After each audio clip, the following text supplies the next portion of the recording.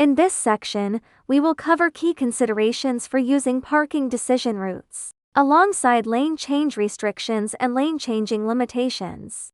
When setting up on-street parking spaces, you may encounter lane markings for lane changing limitations, or lane change restrictions near the parking areas. Let's check how vehicles behave in the simulation software under such circumstances. We will demonstrate this using a sample intersection. First, create a parking area on the exit lane of the intersection. Then set up a parking decision route. Set the parking ratio for cars to 100% for clear observation. Let's run the simulation. You can see all cars passing the parking decision point. Change lanes to park in the parking area. Now set a lane change restriction to prevent vehicles in the inner lanes from changing to the outermost lane. Then run the simulation again to check the effect.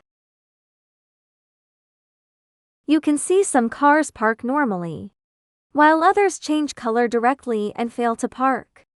This is because in the software's logic, a vehicle is assigned a path to a specific parking space in the designated parking area when it passes the parking decision point.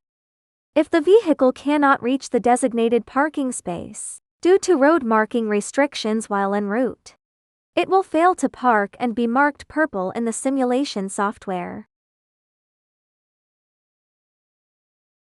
Similarly, set a lane changing limitation and run the simulation again.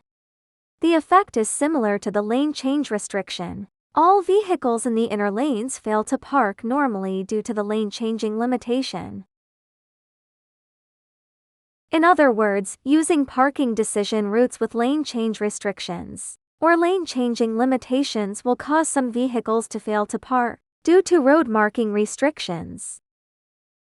Therefore, in most cases, avoid setting lane change restrictions or lane changing limitations near parking areas as much as possible.